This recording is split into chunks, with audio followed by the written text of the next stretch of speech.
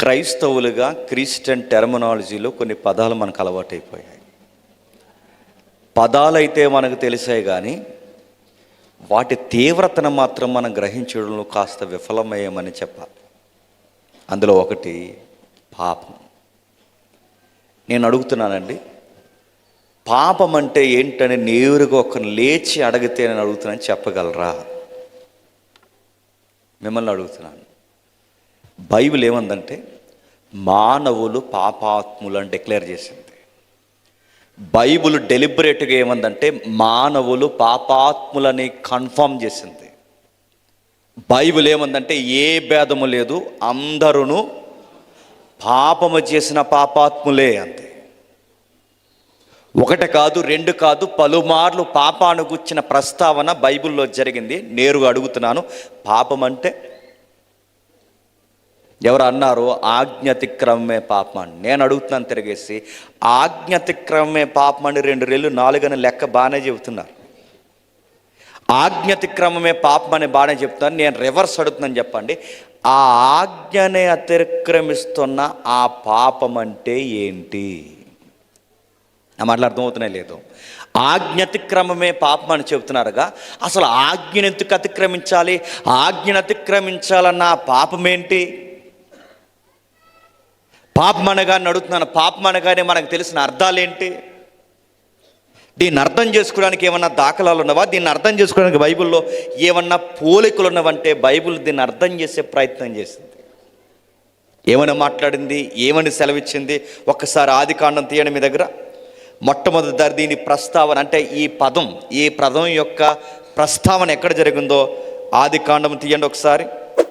ఆదికాండము 4వ అధ్యాయం, ఆదికాండము 4వ అధ్యాయం 7వ వచనం నుండి. ఆదికాండము 4వ అధ్యాయం 7వ వచనం నుండి. నీవు సత్క్రియ చేసిన ఎడల తల ఎత్తుకొనవా, సత్క్రియ చేయని ఎడల వాకిట పాపము పొంచి ఉండును. ఏమంటున్నాడండి? నువ్వు సత్క్రియ చేసిన ఎడల తలెత్తుకుంటావు, నువ్వు సత్క్రియ చేయకపోతే వాకిట పాపము పొంచి ఉంటుంది. అడుగుతున్నాను, బైబిల్లో మొట్టమొదటిసారి పాపం అనే పదం ఏ అధ్యాయంలో ఏ వచనాల్లో వాడబడిందంటే ఆదికాండము 4వ అధ్యాయం 7వ వచనంలోనే మొట్టమొదటిసారి పాపం అనే పదం వాడబడింది. ఆ పాపానికి వాడుతున్న పదాన్ని పోలికిస్తున్నాడు చూడండి, మనం అర్థం చేసుకోవడానికి. ఏమని పోలికిస్తున్నాడంటే, నువ్వు సత్క్రియ చేస్తే తలెత్తుకుంటావు, సత్క్రియ చేయకపోతే వాకిట పాపము పొంచుంటుంది. వాకిట పొంచుండేదాన్ని ఏమంటారు చెప్పండి? మిమ్మల్ని అడుగుతున్నాను, వాకిట పొంచుండేదాన్ని ఏమంటారు? మీకు అర్థం కావాలంటే మీ సైడు ఎక్కువగా కొంచెం ఈ మృగాల దాళ్ళు ఎక్కువ జరుగుతాయి, ఎందుకంటే అడవి ప్రాంతం కొంచెం దగ్గరగా ఉంది కనుక. వాకిట పాపం పొంచుందనగానే ఒక గదిలో ఒక మనిషి ఉన్న తర్వాత ఆ గది బయట రెడీగా ఒక సింహమో, ఒక పులో, లేకపోతే ఒక అడవి దున్నో ఏదో ఒకటి రెడీగా ఉందనుకోని, ఒక మృగం అంటే దాన్ని పోల్చలేం. ఒకటి రెడీగా ఉంటే దాన్ని ఏమంటారంటే అది మింగేయడానికి రెడీగా ఉన్న ఒక మృగం అంటాం, లేదా ఒక ప్రమాదం అంటాం. అంటే బైబిల్ పాపాన్ని ఏమని పోలుస్తుందంటే ఒక మృగంలాగా. బైబిల్ పాపాన్ని ఎలా పోలుస్తుందంటే ఒక భూతంలాగా. బైబిల్ పాపాన్ని ఎలా పోలుస్తుందంటే అదొక తెలియని రాక్షసిలా పోలుస్తుంది. పాపానికి ఇస్తున్న వివరణ బైబిల్ ఇది. పాపం అంటే ఏంటని బైబిల్ అడిగితే ఆజ్ఞాతిక్రమమే పాపం అని సింపుల్గా చెప్పకండి. బైబిల్ అలా చెప్పట్లేదు, బైబిల్ మరోలా కూడా చెప్తుంది. ఆజ్ఞాతిక్రమమే పాపం అని సరిపెట్టలేదు. బైబిల్ ఇంకేం చెప్తుంది? అది ఒక మృగం లాంటిది, అది మింగేయడానికి సిద్ధంగా ఉంటుంది. అంటే బయట ఒక వ్యక్తి వస్తే ఎలా మింగేద్దామని మృగం ఎలా చూస్తాదో, ఒక భూతం ఎలాగైతే, రాక్షసి ఎలాగైతే మనుషుల్ని హతం చేయాలని సాతానుగాడు ఎలాగైతే ఎత్తేస్తాడో, అలాంటి పోలిక దేనికి ఇచ్చాడంటే పాపానికి ఇచ్చాడు. పోలికలు ఎందుకు ఇస్తారంటే ఒక అర్థం కాని విషయం ఉందనుకోండి, బాగా వినాలి, ఒక అర్థం కాని సంగతి ఉందనుకోండి, అర్థమయ్యేలా పోల్చి మాట్లాడేదాన్నే పోలిక అంటారు. మళ్ళీ అర్థమవుతున్నాయా? అంటే మనకు అర్థం కాదు ఒక సంగతి, అది అర్థం చేసుకోవాలంటే ఎలా పోలుస్తారు? ఏదో ఒక పోలికిస్తారు. ఒక ఉదాహరణ చెబుతాను, వినండి. తెలుగు అక్షరాలు నేర్పిస్తున్నప్పుడు చిన్నపిల్లలకి ఆ అంటే అర్థమవుతాడు, ఆ అన్న అర్థమవుతుంది వాడికి, ఈ అన్న అర్థమవుతుంది, ఈ అన్న అర్థమవుతుంది వాడికి ఒక పోలిక ఇస్తారు. ఏమన్నా పోలిక ఇస్తారంటే, రే వీడికి ఆ అనేది అర్థం కావాలి అంటే ఆ పక్కన అమ్మ బొమ్మ వేస్తారు. అమ్మ బొమ్మ చూసినట్టు నీడికి ఆ అర్థం అవ్వాలంటే ఒక అర్థం కాని అక్షరాన్ని అర్థం చేసుకోవడానికి పక్కన అమ్మ బొమ్మ ఎలాగేశారో, ఒక అర్థం కాని ఈని అర్థం చేసుకోవడానికి ఇల్లు ఎలా పెట్టారో, ఒక అర్థం కాని ఒక అక్షరాన్ని నేర్చుకోవడానికి పక్కన ఇమేజ్లు ఎలా పెడుతున్నారో, పాపం అంటే అర్థం కాని మనకి పోలికలు ఇస్తున్నాడు. ఆ పోలిక ఏమని రాస్తున్నాడు తెలుసా? ఆ పోలికని ఎలా రాస్తున్నాడు, అది ఒక మృగం లాంటిది అన్నాడు. అదొక భారం కలిగినది. ఇంకా ఎలా రాస్తున్నాడు, ఇంకా పాపానికి వచ్చి ఎక్స్ప్రెషన్ ఏమని ఇచ్చాడు. దీన్ని పోలిక అంటారు. ఒకవేళ చదువుకున్న వాళ్ళు ఎవరైనా ఉంటే వాళ్ళ కొరకు ఈ పదం నేను ఉపయోగిస్తున్నాను. మెటాపోర్స్ అంటారు దాన్ని. అంటే పోలిక, అంటే ఒక పోలిక, ఒక అర్థం కాని సంగతిని అర్థమయ్యేలా చెప్పడం. ఒకవేళ చదువు లేని వాళ్ళు ఉంటే మీకు ఒక సామెత చెప్తాను వినండి. మా ఉప్పు తిని మాకే ద్రోహం చేసినాడు. ఉప్పు తిని ద్రోహం చేస్తారా? లిటరల్గా మాట్లాడుకుంటే ఉప్పు తింటారా? ఆడికి ఇప్పుడు ఉప్పు తిని మాకు ద్రోహం చేయడం, అదే దాని అర్థం. దాన్ని ఏమంటారంటే మెటాఫోర్స్ అంటారంటే ఒక అర్థం కాని విషయాన్ని అర్థమయ్యేలా చెప్పడం. అంటే వీడు మా దగ్గర తిన్నాడు, వీడు మాకే ఎన్నుపోటు పొడిచాడని అర్థం వచ్చే సామెత అది. నా మాటలు అర్థమవుతులేదు.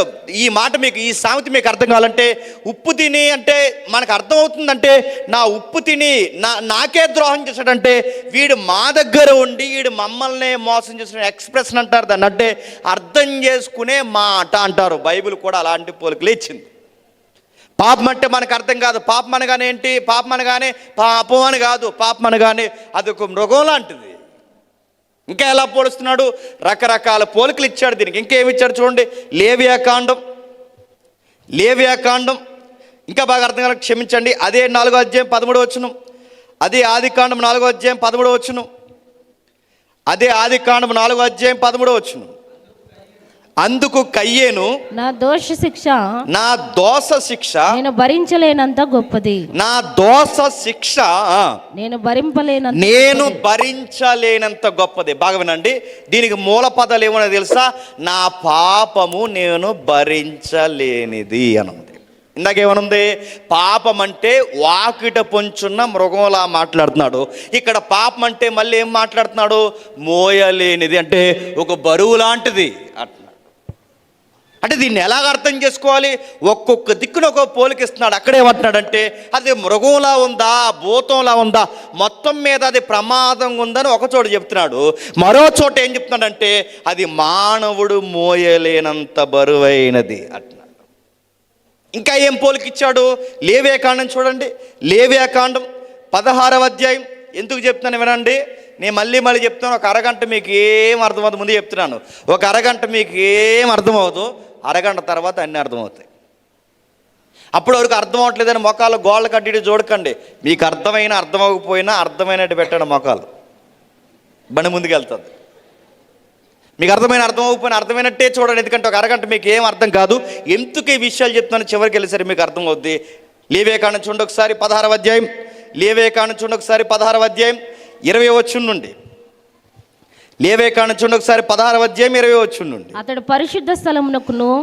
పరిశుద్ధ స్థలమునకును ప్రత్యక్షపు గుడారమునకును బలిపీఠమునకును ప్రాయశ్చిత్తము చేసి చాలించిన తరువాత ఆ సజీవమైన మేకను దగ్గరకు తీసుకుని రావాలను. అప్పుడు అహరోను సజీవమైన మేక తల మీద తన రెండు చేతులు ఉంచి ఇశ్రాయేలు పాపములనియు అనగా వారి దోషములనియు వారి అతిక్రమములనియు దాని మీద ఒప్పుకుని ఆ మేక తల మీద వాటిని మోపి తగిన మనుషుని చేత దాని అరణ్యములోనికి పంపవలను. ఏమర్థమైంది? ఏం అర్థం అవ్వలేదని నాకు అర్థమైంది. వినండి ఏం రాస్తున్నాడంటే పాత నిబంధనలో బాగా వినాలి. పాత నిబంధనలో దేవుని మందిరం మనకు ఒక గుడారం ఉండదు, ఒక పెద్ద గుడారం. ఈ కళ్యాణ మండపం ఎలాగైతే ఉందో అలాగే ఒక పెద్ద గుడారం ఉండేది. అర్థం చేసుకునే ప్రయత్నం చేయండి. ఈరోజు ఒక భయంకరమైన పాపం అనే సబ్జెక్ట్ మనం వింటున్నాం, జాగ్రత్తగా వినండి. పాత నిబంధనలో ఒక గుడారం ఉండేది. ఆ గుడారానికి 2 భాగాలు ఉండేవి. ఒకటి అతి పరిశుద్ధ స్థలము, పరిశుద్ధ స్థలం. అంటే ఇప్పుడు ఎలాగైతే ఆ గుమ్మం ఉందో ఆ గుమ్మానికి సగం భాగాన్ని ఏమంటారంటే, ఆ గుమ్మం నుండి సగం భాగాన్ని ఏమంటారంటే పరిశుద్ధ స్థలము అంటారు. అక్కడి నుంచి లోపలికి దాటి వచ్చే దాన్ని ఏమంటారంటే అతి పరిశుద్ధ స్థలం అంటారు. బాగా వినాలి. ఇప్పుడు యాజకుడు ఈ పరిశుద్ధ స్థలంలోకి రావాలన్నా, ఈ అతి పరిశుద్ధ స్థలంలోకి రావాలన్నా ఈ యాజకుడు బయట నిలబడతాడు. ముందు ఎక్కడ? ఆ గుమ్మం బయట ఉంది చూసారా, ఆ గుమ్మం బయట నిలబడతాడు. ఎప్పుడైతే ఆ గుమ్మం బయట నిలబడతాడో ఆ బయట నిలబడవాడి దగ్గర మీరు చదవండి, పాత నిబంధన, ఒక బలిపీఠం ఉంటుంది. ఏముంటుంది? ఒక బలిపీఠం ఉంటుంది. ఆ బలిపీఠం దగ్గర ఏం జరుగుతుందంటే మనుషులు వస్తూ పోతూ ఉంటారు. ఇప్పుడు ఈరోజు క్రొత్త నిబంధనకు వచ్చేసి కనుక మీరు ఎంత దగ్గరకు వచ్చి కూర్చున్నారు, కానీ నేను ఎక్కడ ఏదికి ఎక్కి నిలబడి చెప్తున్నాను, కానీ పాత నిబంధనలు ఎంత సీన్ లేదు. ఎవడ పడితే వాడు దేవుని సన్నిధిలోకి రావడానికి రైట్స్ లేవు.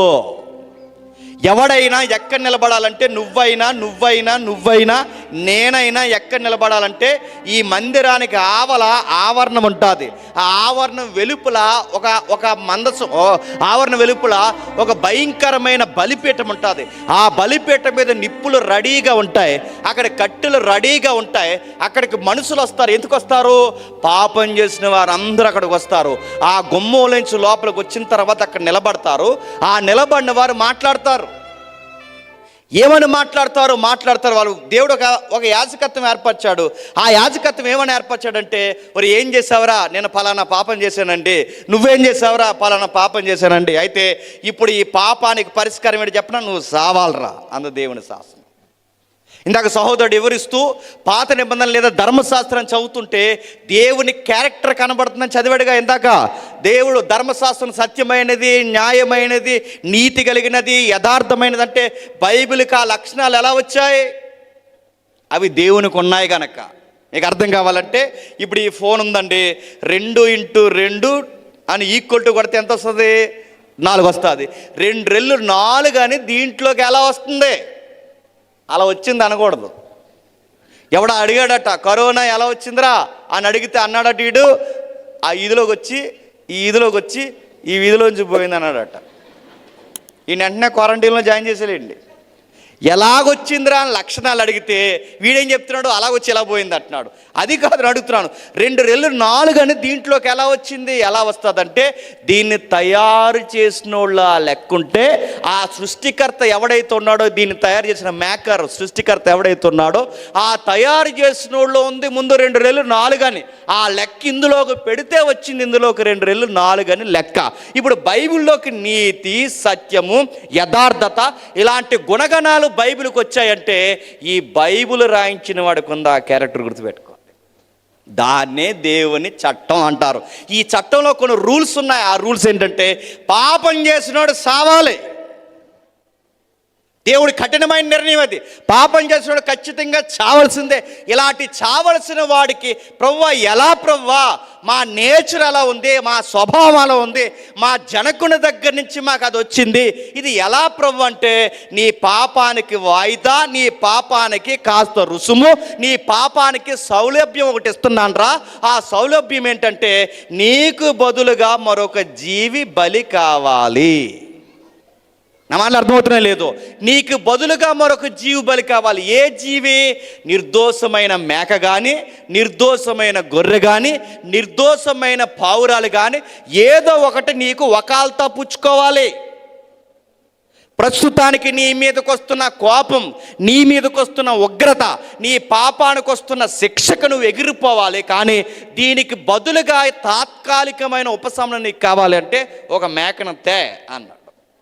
అలా ఈ మనుషులు ఏం చేస్తారంటే ఇశ్రాయేల్లో ఒక మేకనో గొర్రెను పట్టుకుని వచ్చి ఆ బలిపీఠం దగ్గర నిలబడేవారు. యాజకుడు అహరోనో మోసేయో లేవీల్లో యాజకుడు ఎవరో ఒకరు వెళ్ళి అక్కడ నిలబడిన తర్వాత ఆ జంతువుని తీసుకుని వస్తారు బలిపీఠం దగ్గర. అహరోను ఏం చేస్తాడంటే ఆ పాపాత్ముడైన వాని చేతులు ఇతర చేతులు కలిపి ఆ జీవితాల మీద ఇలా పెడతారన్నమాట. ఏమని? నాకు బదులుగా ఇది చనిపోతుంది, నా భారాన్ని ఇది భరిస్తుంది, నా దోషాలు, నా అతిక్రమాలు, నా పాపాలన్నిటికీ బదులుగా ఇది భరిస్తుందని ఆ మేక మీద మోపితే ఆ మేకను అక్కడి నుండి అరణ్యానికి స్వేచ్ఛగా వదిలేస్తారట. అక్కడ రాస్తున్నాడు చూడండి, మోపారంటే పాపాన్ని ఎలా పోస్తున్నాడంటే ఇక్కడ కూడా మాట్లాడుతున్నాడు. మోపారంటే అదొక బరువా? పాపాన్ని బరువుతోనే పోలుస్తున్నాడు, పాపాన్ని మృగంతోనే పోలుస్తున్నాడు. అంటే దీన్ని ఏమంటారంటే అర్థం చేసుకోవడానికి దేవుడు వాడిన పదజాలాలు. ఇంకా మీకు బాగా అర్థం కావాలంటే, నిజానికి టెక్నికల్ ప్రాబ్లం ఉండవాలని మీకు చూపించట్లేదు, మాటల్లో చెప్తాను వినండి. పాపానికి ఒక ఆయన పోలికిస్తూ ఒక ఇమేజ్ చూపించాడు. ఎప్పుడైనా మీరు ఎవరైనా చూసారు లేదా కానీ, ఫేస్బుక్లో కానీ, ఇన్స్టాగ్రామ్లో కానీ, సోషల్ మీడియాలో ఎవరైనా చూసారు లేదు నాకు తెలియదు కానీ, చూస్తే ఒక ఐడియా వస్తుంది, చూడకపోయినా ఒక ఐడియా తెచ్చుకోండి. ఏమని వచ్చిందంటే, ఓ చిన్న బిడ్డను అక్కడ నిలబెట్టాడండి ఒక ఆయన. ఆ చిన్న బిడ్డను అక్కడ నిలబెట్టిన తర్వాత ఇక్కడి నుంచి ఆ బిడ్డ నెత్తి మీద ఒక యాపిల్ పెట్టాడు. యాపిల్ తల మీద యాపిల్ పెట్టిన తర్వాత ఇక్కడి నుంచి గురు చూశాడు. ఆ గురు చూసి బాణంతో ఇప్పుడు ఆ యాపిల్ని కొట్టాలి. నా మాటలు అర్థమవుతున్నాయా? తల మీద ఒక యాపిల్ పెట్టాడు చిన్న బిడ్డకి, తన బిడ్డకే, తన గర్భాన్ని పుట్టిన బిడ్డకే. ఇప్పుడు ఆ బిడ్డ తల మీద యాపిల్ పెట్టాడు. ఆ యాపిల్ పెట్టిన అవతల నుంచి ఒక మనుష్యుడు సరిగ్గా గురు చూసి బాణం వదలాలి. ఇప్పుడు ఈ బాణం సరిగ్గా యాపిల్ గుచ్చుకుంటే సరే, పొరపాటున గురి తెప్పితే, నా మాట అర్థమవుతలేదు, పొరపాటున గురి తెప్పితే యాపిల్ గుచ్చుకోవాల్సిన గురి, యాపిల్ గుచ్చుకోవాల్సిన బాణం సరాసరి ఎవరికి గుచ్చుకుంటుంది తెలుసా? ఆ పాపకు గుచ్చుకుంటుంది. గుచ్చుకుంటుంది కాదు, గుచ్చుకుంది. నీకు ఎందుకు ఈ ఉదాహరణ చెప్తున్నానంటే, దేవుడు బాగా వినండి, ఏదైతే చెయ్యొద్దన్నాడో, ఏదైతే చూడొద్దన్నాడో, ఏదైతే తినొద్దన్నాడో వాంటెడ్గా కావాలని గురి తప్పడం కాదు, చెప్పండి, గురి తప్పించి అదే పండు తెంచారు. అన్నమాట అర్థమవుతుంది. పాపం అంటారు దీన్ని. ఇంటెన్షనల్గా కావాలని తెలిసి ఇక్కడ గురి తెప్పితే ఆ ప్రాణం పోతాదని తెలిసి కూడా కావాలనే ఆ పండును కొట్టడం, కావాలనే ఆ పండును తెంచడం, కావాలనే ఆ పండుని వద్దన్నది చేయడం. అంటే ఆదాము కావాలని చెప్పి పొరపాటున గురి తప్పలేదు, కావాలనే తప్పించారు. ఆదాము దగ్గర నుంచి పాపానికి ప్రారంభం పడ్డది, రిబ్బన్ కటింగ్ జరిగింది. అది కావాలని ఇంటెన్షనల్గానే చేశారు. వాళ్ళు స్వనిర్ణయంతోనే చేశారు, తెలియక జరగలేదు, తెలిసి చేశారు. తెలిస్తే చేస్తే ఏమైంది? పాపానికి వచ్చిన జీతం ఏంటి చెప్పండి? మరణం. చాలామందికి మింగుడు పండు విషయం ఏంటి తెలుసా? అది ఎందుకు వస్తుందో మనకు తెలియదు. నువ్వు పోతావు, నేను పోతాను, అందరం పోతాను అడుగుతున్నాను, అందరం పోతాం. ప్రశ్న అడుగుతున్నాను, ఎందుకు పోవాలి చెప్పాలి? పాపానికి వచ్చిన జీతం చెప్పండి? మరణం. ఒక జాబు చేస్తే వచ్చే జీతంలా వస్తుందట. ఏంటి చెప్పండి? ఒక జాబు చేస్తే ఎలా అయితే ఒక జాబు చేస్తే జీతం ఎలా వస్తుందో, ఒక జాబు చేసిన తర్వాత నెలసరి జీతం ఎలా వస్తుందో, మనుషులందరికీ ఈ భూమి మీద ఎంత పరిగెట్టినా చివరికి వచ్చేది ఏంటి తెలుసా? మరణం వస్తుంది. అది ఇందిరా గాంధీకైనా వస్తుంది, సోనియా గాంధీకైనా వస్తుంది, ఇప్పుడు చంద్రబాబు నాయుడుకైనా వస్తుంది, మీ రేవంత్ రెడ్డికైనా వస్తుంది, ముందున్న కేసీఆర్కైనా వస్తుంది, నాకైనా వస్తుంది, ఎవరికైనా వస్తుంది. దీంట్లో ఎవ్వరికి ఏ బడాయి లేదు, ప్రతి ఒక్కరిని మింగడానికి వస్తుంది. ఎందుకు వస్తుందంటే పాపం వల్ల వచ్చిన చెప్పండి జీతం. మొదటి మానవుడు తెచ్చిన తంట, మానవుడు తెచ్చిన భయంకరమైన విషయం. చాలామంది అడుగుతారు, అదేంటి మొదటి మానవుడు తెస్తే మాకు సంబంధం ఏంటి? మొదటి మానవుడు ఎవరో తెస్తే మాకేం సంబంధం అంటే, ఒక ఉదాహరణ చెప్తాను. ఇంతమంది కూర్చున్నారు కదండి మీరందరూ ఎంతమంది కూర్చున్నారు? మీ అందరికి ఇప్పుడు రిప్రజెంట్గా నేను నేను నిలబడి మాట్లాడుతుంటే మీరందరూ వింటున్నారు. ఇప్పుడు వింటున్నారు లేదా? ఇప్పుడు అందరు నేను ఏం చెప్తున్నాను వింటున్నారు, నేను ఏం మాట్లాడుతున్నాను వింటున్నారు, నేను ఏం చూపిస్తున్నాను వింటున్నారు, అన్నీ వింటున్నారు. ఇప్పుడు మీ మధ్యకి ఒక నీళ్ళ బిందె నేను పట్టుకుని వచ్చి మధ్యకు వచ్చిన తర్వాత అలా నీళ్ళ బిందె నేను పడేసాను అనుకోండి, నీళ్ళు నా ఒక్కడి మీదే పడతాయి, ఇక్కడ ఉన్న చాలామంది మీద పడతాయి. చెప్పాలి. నా ఒక్కడి మీద పడవ మీ చుట్టూ. ఎందుకు చెప్పనా, మీరు నన్ను నమ్మి ఇక్కడున్నారు కనుక నా ఒక్కడి మీదే కాదు ఆ నీళ్లు పడేవి, చుట్టూ ఉన్నవందరి మీద పడతాయి. ఇది మీకు అర్థమైతే ఆదాము పాపం చేస్తే ఆదాము మీదే పడలేదు మరక, చెప్పాలి అందరి మీద పడ్డాలి. చాలామంది అనుకుంటారు ఆదాము చేసిన పాపానికి ఆదాము చనిపోవాలి, కానీ మేమెందుకు చనిపోతున్నామంటే బాగా వినాలి, మన తండ్రి లక్షణాలు మనకున్నాయి గనక డెలిబరేట్గా అందరికీ పాపము సంప్రాప్తమైంది. చాలామందికి తెలియదు ఏంటి తెలుసా, అలాగే ఎలా వచ్చేస్తుంది అంటే వస్తుంది అయ్యా, వస్తుంది. ఎలా వస్తుంది చెప్పిన ఒక ఉదాహరణ చెప్తాను వినండి. మీ తాతకి బట్టతలు ఉంటే నీకు వస్తుందా లేదా? మీ తాతకి షుగర్ ఉంటే నీకు వస్తుందా లేదా? మీ తాతలకి జబ్బులుంటే నీకు వస్తున్నాయి లేదా? అరే బట్టతలే వస్తుంది, పొట్టే వస్తుంది, జబ్బులే వస్తున్నాయి, రోగాలే వస్తున్నాయి అన్నప్పుడు పాపం రాదని ఎలా అనుకుంటున్నావు? ఆదాముకు పుట్టాం. ఇంకా మీకు బాగా అర్థం కావాలంటే పులిసిన ముద్ద ఆదామైతే ఆ ముద్ద నుండి ఎన్ని చిన్న ముద్దలు తీసినా చెప్పండి అన్నీ పులిసిన ముద్దలే. మాట అర్థమైందా? ఆదాము చెడిపోయిన ముద్ద అయితే ఆ ముద్ద నుంచి ఎన్ని ముద్దలు తీసి ఎంతమంది పుట్టినా ఈ పుట్టిన వాళ్ళందరూ ఏ లక్షణాలు ధరించుకుంటారో తెలుసా? ఆదాము లక్షణాలే ఉంటాయి.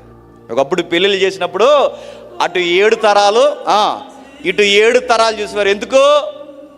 ఆ 7 కలిపి 14 లక్షలు ఇస్తారని కాదు. ఎందుకు చూసేవారు? అటు 7 తరాలు ఇటు 7 తరాలు ఎందుకు చూసేవారంటే ఈ 7 తరాల్లో ఉన్నవాడు ఎవడ లక్షణమైన పెళ్లి కొడుకు వస్తే పిల్లని ఏడిపించేస్తాడని. ఈ 7 తరాల్లో ఉన్న ఈ పెద్దోళ్ళ లక్షణాలు ఎవరికైనా పిల్లకు వస్తే ఈ పిల్ల కాపురం చేయదని. అందుకు పూర్వీకుల లక్షణాలు వస్తాయేమని భయపడేవారు.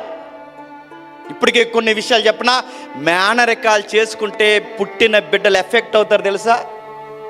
ఇప్పటికీ అవయవాలు సరిగా లేకపోవడం, ముక్కు సరిగా లేకపోవడం, కన్ను సరిగ్గా లేకపోవడం, కాళ్ళు రాకపోవడం అంటే తల్లిదండ్రుల నుంచి కొన్ని సంప్రాప్తం అవుతాయంటే అవుతాయి. మీరు అనుకుంటారు లేదు లేదు మనుషుడిని సమాజమే పాడు చేసింది, మనుషుడు మంచోడు అంటే నేను అడుగుతున్నాను.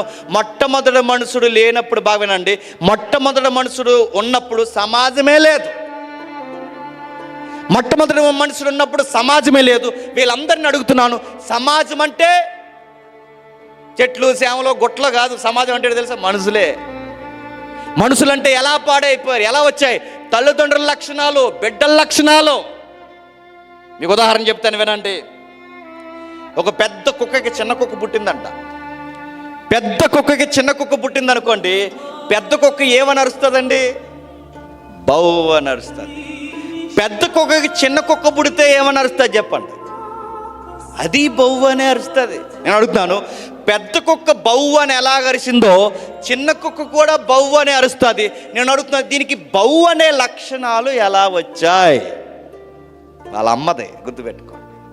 నీకు అర్థమైతే ఆదాముకు పుట్టాం గనక చెప్పండి ఆదాము లక్షణాలు అందరికీ వచ్చాయి గనక మరణము చెప్పండి అందరికీ సంప్రాప్తమైంది.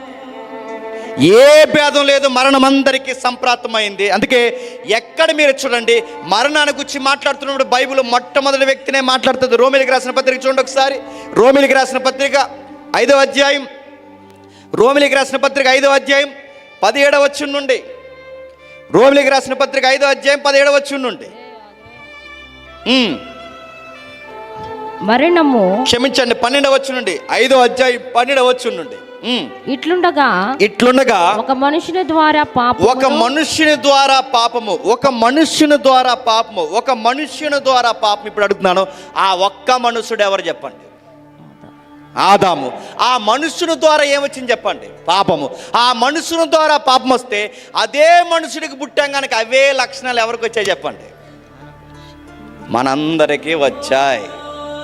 మీరు అనుకుంటారు చాలామంది ఏమంటారు చెప్పనా, ఆదాము ఏదో చేస్తే మాకు సంబంధం ఏంటండి, అది ఆదాముకు సంబంధించింది, మాకు సంబంధం లేదంటున్నారు.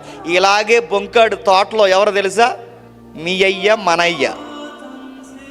ఇలాగే బొంకాడు అయ్యే లక్షణాలంటే ఆదాము ఏమన్నాడు తెలుసా? ఏం ఆదాము ఎక్కడున్నావు అడిగితే, తోట చెట్ల పొదల్లో నేను దాక్కున్నాను, ఎందుకు ఈ పని చేసావని దేవుడు అడిగితే, నేను చేయలేదు, ఆ పిల్లే చేయించింది అన్నాడు. ఎవరు? వాళ్ళ ఆవిడ్ని, తన భార్యనంటే నేను చేయలేదు, తనే చేయించింది, నాకు సంబంధం లేదు, తనే సంబంధం అంది. ఆవిడ్ని అడిగితే ఏమంది? నాకు సంబంధం లేదు, అంతా అదిగో ఆ సర్పమే చేయించింది అంది. ఇప్పుడు మనల్ని అడిగితే మనం ఏమంటున్నాం? మాకు సంబంధం ఏంటి? అంతా ఆదాముదే సంబంధం అంటున్నాం. ఇవే లక్షణాలు అంటే గుర్తుపెట్టుకోండి. ఒకరి మీద ఒకరికి ఇంటేసుకోవడం. చిన్న పిల్లల్ని మీరు గమనించండి. చిన్న పిల్లోడి దగ్గరికి వెళ్ళి ఆ చిన్న పిల్లోడి దగ్గర నిలబడి, ఎరా ఎందుకు ఫెయిల్ అయిపోయావురా, ఎరా ఎందుకు ఫెయిల్ అయిపోయారని అడుగుతాడు. ఏమంటాడు తెలుసా? నేనొక్కనే ఫెయిల్ అయిపోలేదు, చెప్పండి, ఆడు కూడా ఫెయిల్ అయిపోయాడు అన్నాడట. లక్షణాలు. మరి ఏంటి ఈ పని చేసావంటే, నేనే కాదు అన్నయ్య కూడా చేశాడు అన్నాడట. చిన్న పిల్లలకి మీరు అనుకుంటారు మనుషులకు కొన్ని సహజంగా ఉంటాయంటే ఉంటాయి. మీకు ఉదాహరణ చెప్తాను వినండి. చిన్న పిల్లల్ని ఎప్పుడైనా గమనించండి, ఆడపిల్లని మగపిల్లని గమనించండి, వాళ్ళకి జెండర్ లక్షణాలు ఉంటాయి. మీరు చూడండి. ఇంకా మీకు అర్థం కావాలంటే, చిన్నపిల్లలిద్దరిని కాస్త వాళ్ళు ఎదిగిన తర్వాత వాళ్ళని ఎక్కడైనా బయటికి తీసుకెళ్ళండి. చిన్నపిల్లలు ఏం కొనుక్కుంటారు తెలుసా? చిన్న చిన్న గిన్నెలు కొనుక్కుంటుంది. మగపిల్లడు ఏం కొనుక్కుంటాడు తెలుసా? ఆడు బాలు బేట కొనుక్కుంటాడు. ఎలా వచ్చాయి? ఎవరు చెప్పారు వాళ్ళకి? లక్షణాలు. ఇంకా మీకు బాగా అర్థం కావాలంటే చెప్తాను, ఒక ఉదాహరణ చెప్తాను వినండి. చిన్నపిల్లని ఎవరైనా గమనించండి. ఇప్పుడు ఇంకా ఎక్కువైపోయాయి చిన్నపిల్లలకి. ఎంత ఎక్కువైపోయి అంటే మీరు గమనించండి. చిన్నపిల్లల్ని మీరు ఎవరైనా చిన్నపిల్లల దగ్గరికి వెళ్ళి మీరు చిన్నపిల్లలతో మాట్లాడుతున్నప్పుడు ఇప్పుడున్న చిన్నపిల్లల్ని అడగండి, యారా పెళ్లి చేసుకుంటావని అడగండి. అలా తిరిగి సిగ్గుపడిపోతున్నాడు. ఆడికి ఏం అర్థమైపోయిందండి? లక్షణాలు. మళ్ళీ చెప్తున్నాను, ఇంకా చెప్పనా, చిన్నపిల్లలకి కాదు, నెలల్లో రోజుల్లో ఉన్న బిడ్డకు కూడా కొన్ని నేర్పించాల్సిన అవసరం లేదు. అవి సహజంగా ఉంటాయి. ఎలాగో చెప్తాను వినండి. బిడ్డ నెల నిండిన తర్వాత, నాకు ఆడబిడ్డ పుట్టింది. బిడ్డ నెల నిండిన తర్వాత ఆ బిడ్డకి తినిపించడానికి మనకి తల ప్రాణం తోక్కుతుంది. మింగడం రాదు, నవ్వడం రాదు, ఏం అర్థం అవ్వదు. ఇలా అనాలని ముందు మనం తిని జీవిస్తాం. ఇక ఇలా మింగాలమ్మా సెర్లకి తినే తల్లి అని అడిగితే కానీ తిందో. కానీ గమనించండి, మనం తినిపించినా తినరు, మనం తాగిపించినా తాగరు. కానీ మనం నీళ్ళు ఇచ్చినా తాగడం రాదు, మనం ఏదైనా రైస్ పెట్టినా వాళ్ళకి తినడం రాదు, వాళ్ళకి సెర్లాక్ పెట్టినా తినడం రాదు, మనం అలవాటు చేస్తే కానీ రాదు. కానీ ఎవ్వరు చెప్పకపోయినా పుట్టిన బిడ్డ వెంటనే వాళ్ళ అమ్మ రొమ్ములు తడుముకుంటారు. మీరు చూడండి, వాళ్ళ అమ్మ రొమ్ములు ఎక్కడున్నాయో తడుముకుంటాడు. ఎవరు చెప్పకపోయినా నోట్లో ఎలా పెట్టుకోవాలో తెలిసిపోద్ది, ఎలా పాలు తాగాలో తెలిసిపోద్ది. ఎలా తెలిసిపోయిందండి? కొన్ని చెప్పక్కరొద్దు, చెప్పండి, తెలిసిపోతాయి. ఎవడు అన్నాడట, కొన్ని పాప అంటే పెళ్లి తర్వాత ఒరే బిడ్డలు నెల కనాలో ఎవడు అడిగాడట, పనికి మనోడు వంకరోడు ఆడు అన్నాడట, కొన్ని నేర్చుకోవాలరా ముందే అన్నాడట. నీ బొంద,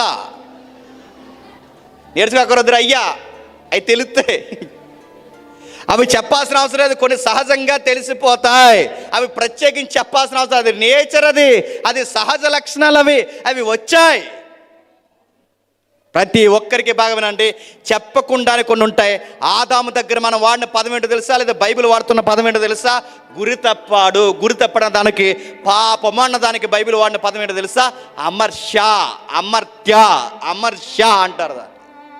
అమర్ష అంటే వాంటెడ్గా గురి తప్పించడం అన్నమాట, కావాలని గురి తప్పించడం అనమాట. అంటే దేవుడు చెప్పింది చెయ్యము, నువ్వేం చేస్తావో చేసుకో అండం అన్నమాట. రెక్లెస్ దాన్ని. ఆదాము ఆ పని చేశాడు, చేస్తే పోయిందా? ఎంత ఎఫెక్టో తెలుసా? ఎప్పుడు ఆదాము, ఎప్పుడు ఆది దంపతులు, ఎప్పుడు సంగతులు. ఇప్పుడు పుట్టిన బిడ్డలకు కూడా పుట్టినరోజు నాడు చెప్పొచ్చు. ఏమని చెప్పండి? ఈ మాట అనకూడదు కానీ తప్పదు అంటున్నాను. పుట్టిన బిడ్డను చూసి చెప్పొచ్చు. ఏమని చెప్పండి? ఏదో ఒక రోజు చెప్పాలి, చచ్చిపోతారు. పుట్టినవాడు గిట్టక తప్పుతున్నారు అంటున్నాను. ఎందుకు గిట్టాలి? పాపానికి వచ్చినా చెప్పండి జీతం. పుట్టిన ఎవరినైనా చూసి చెప్పచ్చు, ఒక రోజు చనిపోతారు. ఎందుకు చనిపోతారు? మన ఆది పితరుల దగ్గర నుంచి వచ్చింది, గురి తప్పిపోయింది, కావాలని జరిగిపోయింది, కావాలని చేశారు. దీని ఎఫెక్ట్ మీరు చిన్నదనుకోకండి. పాపం యొక్క జీతం మరణం అందరినీ చంపుతుంది. ఇంకా మీకు బాగా అర్థం కావాలంటే, యురేషిమా నాగసాకి తెలుసా? అమెరికా ఒక దేశం మీద, జపాన్ ప్రాంతంలో ఉన్న ఒక ప్రాంతం మీద బాంబు వేసింది. బాగా వినాలి, ఒక పెద్ద అణుబాంబు వేసింది. ఆ అణుబాంబు వేసిన తర్వాత మొట్టమొదటిసారి హిరోషిమా నాగసాకి మీద అణుబాంబు వేస్తే దాని విస్ఫోటనం ఈ రోజుకి గూగుల్లో యూట్యూబ్లో ఉంటుంది, మీరు చూడండి. ఆ బాంబు వేసిన తర్వాత చనిపోయిన వాళ్ళ సంఖ్య ఎంతో తెలుసా? 2 లక్షల పైన చనిపోయారట. ఎంతమంది? 2 లక్షల పైనే. ఒక్క బాంబు వేస్తే 2 లక్షల మంది చనిపోయారు. ఇప్పటికీ మీరు దాని గురించి స్టడీ చేయండి, ఇప్పటికీ దాని గురించి తెలుసుకోండి. ఇప్పటికీ ఆ బాంబు పడిన ప్రాంతంలో కొన్ని 10 కిలోమీటర్ల గడ్డి మొలదండి, కొన్ని 10 కిలోమీటర్ల మొక్కలు మొలవండి. ఇప్పటికీ ఆ ఏరియాలో పుట్టిన పిల్లలు, ఇప్పటికీ పుడుతున్న పిల్లలకి సరైన అవయవాలు ఉండవండి, ఎందుకంటే ఆ రేడియేషన్ ఇంకా పనిచేస్తుందంట. ఎప్పుడు వేశారు? ఎప్పుడో వేశారండి. అప్పుడు వేసిన బాంబు తాకిడికి 2 లక్షల మంది చనిపోయారు. ఈ రోజుకి గడ్డి మొలదు, ఈ రోజుకి సరిగ్గా అక్కడ బిడ్డలు పుట్టరు, ఈ రోజుకి చాలా గొడ్డి పరిస్థితులు ఉన్నాయి. ఒక్క బాంబు వేస్తే 2 లక్షల మంది చనిపోయారని మనకు అర్థమైతే, ఆదాము చేసిన పనికి 2 లక్షలు కాదు, 3 లక్షలు కాదు, 4 లక్షలు కాదు, పుట్టిన దగ్గర నుంచి ఈరోజు పుట్టిన వారి వరకు అందరూ ఏమయ్యారు చెప్పండి? చచ్చిపోతున్నారు. ఇది బాంబు కన్నా ప్రమాదమైనది గుర్తుపెట్టుకో. ఇది హిరోషిమా నాగసాకి మీద వేసిన అణుబాంబు కన్నా ప్రమాదమైనది పాపం. ఇది చాలా భయంకరమైనది, ఎందుకంటే బాంబు వేస్తే 2 లక్షల మంది చనిపోయారు. కానీ పాపం యొక్క దెబ్బకి ఇప్పుడు బ్రతుకున్న వారి కన్నా చనిపోయిన వారి సంఖ్య ఎక్కువ. ఇప్పుడు 700 కోట్ల 800 కోట్ల లెక్క చెప్తున్నారు. 800 కోట్ల మంది ఇప్పుడు బతుకుంటే చనిపోయిన వాళ్ళు ఎంతమంది? కొన్ని కోట్ల మంది. ఎందుకు చనిపోయారు? ఆదాము తెచ్చిన పాపం వల్ల చనిపోయారు. ఆదాము తెచ్చిన పాపం అంటే పాపానికి వచ్చిన జీతం పరాకాష్ట, పాపానికి వచ్చిన జీతం మరణం. ఇలాంటి భయంకరమైన మరణం మనిషిని దులుమాడేసింది. పాపం ఇంకేం చేసింది తెలుసా? మనుషుల్ని ఎంటాడింది. పాపం ఇంకేం చేసింది తెలుసా? మనుషులతో ఇంకా పెట్టరేగిపోయింది. పాపం ఇంకేం చేసింది తెలుసా? ఆదాము ఒక పాపం చేస్తేనే ఈ రోజు వరకు మనుషులు చనిపోతే, లాజిక్ వినాలి. ఆదాము ఒక పాపం చేస్తేనే, ఒక్కడ పాపం చేస్తేనే ఇంతమంది చనిపోతే, ఎంతమంది ఉన్నాం? అందరం పాపాలు చేస్తున్నాం. ఇప్పుడు ఎంతమంది చచ్చిపోతారు చెప్పండి? మాటలు అర్థమవుతులేదో?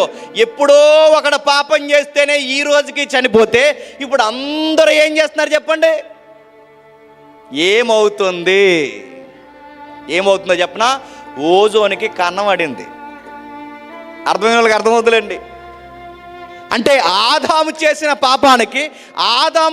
పాపానికి ఈ రోజుకి మరణం వెళితే, మీకు ఇంకా బాగా అర్థం కావాలంటే, ఇప్పుడు ఒక బాంబు వేసిన తర్వాత పెద్ద విస్ఫోటనం జరిగింది అనుకోండి, బాంబులో ఇంకో బాంబు వేస్తే ఏమవుద్ది? ఇంకా పెద్ద విస్ఫోటనం. ఇంకొకటి వేస్తే ఏమవుద్ది? ఇంకా పెద్ద విస్ఫోటనం. ఇంకొకటి వేస్తే ఏమవుద్ది? ఇంకా పెద్ద విస్ఫోటనం. ఇప్పుడు అడుగుతున్నాను, ఆదాము ఒక బాంబు వేస్తే 100 బాంబులు వేసాం అందులో తెచ్చి మనం. ఏమైంది తెలుసా? పక్షు జాతులు సమసిపోయాయి. ఇంకా చెప్పనా? సముద్ర తరంగాలు మారిపోయాయి. ఇంకా చెప్పనా? సముద్రాల మెట్టల దగ్గర కొండలు కదిలిపోతున్నాయి. ఇంకా చెప్పనా? మంచు పర్వతాలు కరిగిపోతున్నాయి. ఇంకా చెప్పనా? కొన్ని మృగాలు అంతరించిపోయాయి. ఇంకా చెప్పనా? పండే పంటలు మానేసాయి. ఇంకా చెప్పనా? ఎగిరే పిచుకులు కనబడకుండా పోయి. ఇంకా చెప్పనా? కొన్ని జీవజాతులు చచ్చిపోతున్నాయి. దాని అర్థం తెలుసా? రోజు రోజుకి నేచర్లో ఉన్న లైఫ్ కనుమరుగైపోతుంది. ఒక్కడు చేసిన పాపానికే ప్రాణాలు పోతుంటే అందరూ పాపం చేస్తున్నారు కనుక ఓజోన్ కూడా కనబడింది. గుర్తుపెట్టుకోండి. మనం అనుకుంటాం పొగ ఎక్కువైపోయింది అనుకుంటాం. అదేలే, ఆ పొగ ఎక్కువ ఎందుకు అయిందని చెబుతున్నాను. ఓజోన్ కన్నం ఎందుకు పడిందంటే పొగ ఎక్కువైపోయింది, ఫ్యాక్టరీలు ఎక్కువైపోతున్నాను. ఫ్యాక్టరీలు ఎక్కువైపోయినా, పొగ ఎక్కువైపోయినా దాని మూలం ఒకటే రయ్యా, సిన్, పాపం. నువ్వెన్ని వివరణలు అంటే ఇచ్చుకో, ఎన్నంటే చెప్పు. బైబిల్ చెప్తుంది వీటిని గురించి. బైబిల్ మాట్లాడింది, ఏమని మాట్లాడింది ఒక్కసారి చూడండి. యెర్మియా గ్రంథం 12వ అధ్యాయం, యెర్మియా గ్రంథం 12వ అధ్యాయం 4వ వచనం. యెర్మియా గ్రంథం 12వ అధ్యాయం 4వ వచనం. యెర్మియా గ్రంథం 12వ అధ్యాయం 4వ వచనం. భూమి ఎన్నాళ్ళు దుఃఖింపవలెను, దేశమంతటిలోని గడ్డి ఎన్నాళ్ళు ఎండిపోవలెను. అతడు మన అంతము చూడడని దుష్టులు చెప్పుకొనుచుండగా దేశములో నివసించు వారి చెడుతనము వలన జంతువులు పక్షులు సమసిపోవచ్చు. ఏం పోతున్నాయంట? గడ్డి మొలవకుండా మానేసిందట. ఇంకా చెప్పండి. వర్షాలు పడడం మానేసట. ఇంకా చెప్పండి.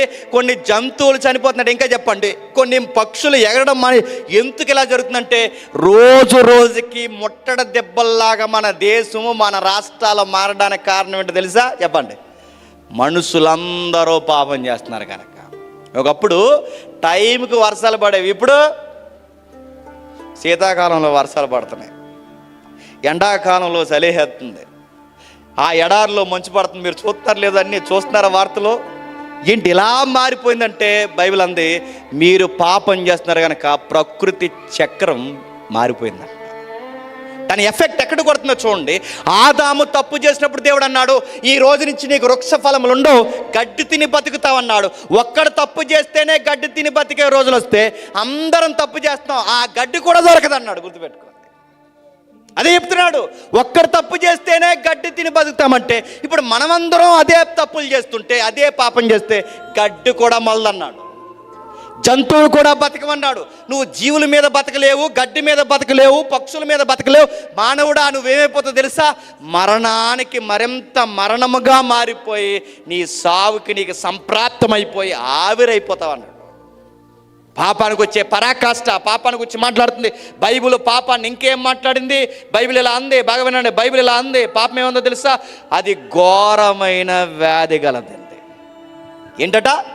ఘోరమైన వ్యాధి కలది. మూల పదం ఏమో తెలుసా? కుష్టి వ్యాధి అన్న. ఏంటట? కుష్టి వ్యాధి. కుష్టి వ్యాధి అంటే లెప్రసీ. కుష్టి వ్యాధి అంటే ఆ కుష్టి వ్యాధి ఇక్కడ వచ్చిందనుకోండి ఏళ్ళు పోతాయి, ముక్కుకు వచ్చిందనుకోండి ముక్కు పోద్ది, చెవికి వచ్చిందనుకో చెవి పోద్ది. పాపాన్ని దేంతో పోల్చాడు చెప్పనా? కుష్టి వ్యాధి లాంటిది. నీకు నడినెత్తి మొదలుకొని అరికాలు వరకు వచ్చిందిరా పాపం, మొత్తం పోతావు అంద బైబిల్ అంతే. నీ తలంపులు మంచివి కాదు, నీ మాటలు మంచివి కాదు, నీ చూపులు మంచివి కాదు, చివరికి ఎదుటోడికి పులిహారి పొట్లం పెట్టినా నీ తలంపులు మంచివి కాదు, వాడికి వస్త్రం పంచినా నీ తలంపులు మంచివి కాదు. ఎందుకంటే మీరందరూ ఆదాము స్వభావం కలిగిన వారంది బైబిల్లో. ఆదాములాగే మాట్లాడుతుంటాం, ఆదాములాగే బొంకేస్తుంటాం, ఆదాములాగే. చూడండి, మీరు ఎప్పుడైనా మీరు గమనించండి, మనకి ఏదన్నా గొడవ జరిగిందనుకోండి, ఎప్పుడైనా మీరు గమనించండి, ఆదాము దగ్గర దేవుడు గొడవ మాట్లాడి ఏం చేస్తావు ఈ పని అడిగితే ఆదాము ఏమన్నాడు? నాదేం తప్పు, అంతా ఆవిడదే తప్పు అన్నాడా? మనం గొడవ జరిగినప్పుడు ఎప్పుడైనా గమనించండి, గొడవ ఎప్పుడైనా జరిగినప్పుడు ఎదుటోడిదే తప్పు అంటామే తప్ప, చెప్పండి, నాదే తప్పు ఉందని ఎప్పుడన్నా ఒప్పుకుంటాం. లాయర్ లాగా వాదించేస్తాం మనం.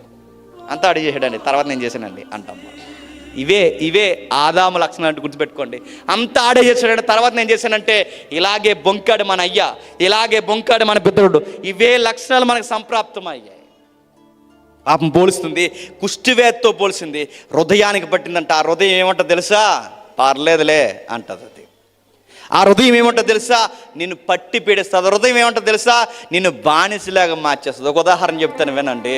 ఎవడ అన్నాడట, సార్ ఈ రోజుకి నేను 20వ అండి తాగడం మానేసాను అన్నాడట. ఏమర్థమైందండి? నేను తాగడం మానేసాను సార్, ఇది 20వ ఇంక తాగనన్నాడట. అంటే ఏంటో తెలుస్తా? ఆడు 20 సార్లు నుంచి మానేయాలనుకుంటున్నాడు తాగడం, కానీ ఏం చేస్తున్నాడు చెప్పండి? తాగుతున్నాడు కాదు, పాపం తాగిస్తుంది, అది చేయిస్తుంది. అది ఎలా ఉంటుందో చెప్తాను వినండి. షుగర్ వచ్చినోడు డాక్టర్ దగ్గరికి వెళ్ళి నిలబడినప్పుడు డాక్టర్ గారు అన్నారట, రే నీకు షుగర్ వచ్చింది, రేపు నుంచి నువ్వు లడ్డూలు తినకరా అంటే, సార్ నాకు అంత స్పీడ్ తినేంత అలవాటు లేదు సార్, నేను తినను సార్ అన్నాడట. కానీ విషయం ఏంటి చెప్పిన, డాక్టర్ గారు తినొద్దన్న దగ్గర నుంచి తినేయాలనిపించింది అంట ఆడికి. నేచర్ అంటారు దాన్ని, గుర్తుపెట్టుకోండి. నువ్వు ఏదైతే చేయకూడదు అనుకుంటావో ఖచ్చితంగా నీతో చేయించేదే పాపం. నువ్వేదైతే మానేయాలనుకుంటావో ఖచ్చితంగా నిన్ను మానకుండా చేయించేదే పాపం. నిన్ను స్వనిర్ణయంతో ఈడ్చికిపోయేదే పాపం. అది క్రమం తప్పకుండా నీతో చేస్తుంది. పాపం అంటే ఏంటో తెలుసా? నిన్ను వాంటెడ్గా తీసుకెళ్తుంది. ఇంకా నీకు బాగా అర్థం కావాలంటే దీని ఎక్స్ప్రెస్ను పౌలు గారు వాడాడు. ఒకసారి చూడండి. రోమిలికి రాసిన పత్రిక 7వ అధ్యాయం, రోమిలికి రాసిన పత్రిక 7వ అధ్యాయం 21వ వచనం. త్వరగా రోమిలికి రాసిన పత్రిక 7వ అధ్యాయం 21వ వచనం నుండి. రోమిలికి రాసిన పత్రిక 7వ అధ్యాయం 21వ వచనం నుండి. కాబట్టి మేలు చేయకోరు మేలు చేయకోరు నాకు కీడు చేయుట కలుగుచున్నది. ఒక నియమము నాకు కనబడు ఒక నియమము నాకు కనబడుచున్నది. ఒక నియమము నాకు అంటే నాకు మేలు చెయ్యాలనే ఉంది, కానీ కీడు చేస్తున్నాను. చాలా మంది ఏమనుకుంటారు చెప్పినా, ఈ రోజు నేను చాలా మంచిగా బతకాలని అనుకుంటారు 31st నైట్, మరి జనవరి 1 సాయంత్రం మామూలే. ప్రతి ఒక్కరే అనిపిస్తుంది నేను ఎలాగైనా బాగుండాలి, నేను మంచిగా ఉండాలనుకుంటాను, అంటే నేను మేలుగానే ఉండాలనుకుంటాను, మంచిగానే బతకాలనుకుంటాను. కానీ దాని వెనకాల ఏం జరుగుతుందో తెలుసా? ఆ మేలు చేయాలని కోరుకున్న నాకే వెనకాల మళ్ళీ ఇంకో కోరిక వస్తుందట, పర్లేదు లేరా అని. మెల్లగా ఒక పాస్టర్ గారు భలే పోల్చారు. పాపాన్ని పోలుస్తూ పాపం ఎలా అలవాటు అవుతుందో చెప్పనా, ముందు టీవీ చూడకూడదని ఫిక్స్ అవుతాం, తర్వాత ఎలా ఫిక్స్ అవుతున్నా, చూస్తే చూడు కానీ వార్తలే చూడని ఫిక్స్ అవుతామంట. ఎలాగ అలవాటు అవుతుందో చూడండి. ఆ వార్తలు చూసినప్పుడు వార్తల తర్వాత మనకి స్టేజ్ పెరుగుద్ది అనమాట. అప్పుడప్పుడు సరదాగా కొంచెం ఇనసొంపుగా పాటలు విని పర్లేదులే అనిపిస్తుంది. ఇప్పుడు వార్తల నుంచి పాటలకు వచ్చిన తర్వాత ఎక్కడికి వస్తుంది చెప్పిన, పాటల నుంచి మెల్లగా సీరియల్కి వస్తుంది, సీరియల్ దగ్గర నుంచి సినిమా. మొత్తం మీద ఏది చేయకూడదు అనుకున్నావో మెల్లగా చెప్పండి పర్లేదులే అని చేస్తుంది. లోపల అదో ధీమా ఉంటుందండి పాపానికి, అది అంటుంది పర్లేదు పర్లేదు, ఎందుకంటే నీకు మంచిగానే ఉండాలనిపిస్తుంది, కానీ అది కీడే చేయిస్తుంది. పాప అనుకుంటే మరో గుణం ఏంటి చెప్పిన, నేను చేయించాల్సిన తప్పులన్నీ చేయించేసి మళ్ళీ లోపల ఒక అపరాధ భావం స్టార్ట్ అయిపోద్ది. నీకు ఎందుకు చేశానురా, చేయకూడదు అనుకున్నానురా, ఇలాంటి పని ఎందుకు జరిగించానురా, ఇలా ఉండకూడదు అనుకున్నానురా అంటే నువ్వు చేసావు, అది చేయించింది. ఇప్పుడు మళ్ళీ ఫీల్ అవుతున్నావు, మళ్ళీ నిన్ను ఏం చేస్తే చెప్పినా ఓ గిల్ట్లోకి నిన్ను నెట్టేస్తుంది. చాలా బాధపడిపోతావు. అందుకే పౌలు గారు అంటున్నారు ఆ 7వ అధ్యాయం 21వ వచనంలో ఏమంటున్నాడు చూడండి, కాబట్టి మేలు చేయగోరు నాకు కీడు చేయుట కలుగుచున్నది. ఒక నియమము నాకు కలుగుచున్నది. అంతరంగ పురుషుని బట్టి దేవుని ధర్మశాస్త్రానికి నేను ఆనందించుచున్నాను. వేరొక నియమము నా అవయవములో ఉన్నట్టు నాకు కనబడుచున్నది. అది నా మనసునందున్న ధర్మశాస్త్రముతో పోరాడుచు నా అవయవములో నా పాప నియమకు నన్ను చెరపట్టుకొని లోబరుచుకొనుచున్నది. నా అవయవాలకి పాప నియమము ఉన్నది, అది నన్ను చెరపట్టుకుంటుంది. అక్కడ వాడిని పదాలు ఏంటి చెప్పిన, నియమం అన్న దగ్గర లా అన్నాడు. లా ఒక చట్టంలా పనిచేస్తుంది. అంటే ఇలా చేసిన తప్పు కాదురా, అందరూ అలాగే చేస్తున్నారా అని చట్టం అన్నట్టు చెబుతుందంటది. మీకు అలాగ చెప్తే అర్థం లేదు కానీ ఒక ఉదాహరణ చెప్తాను చూడండి. నువ్వు ఒక్కడవేనేట్రా చెప్పండి, అందరూ ఎలాగొన్నారా, పర్లేదులే, చట్టంలా చెప్తుంది అది.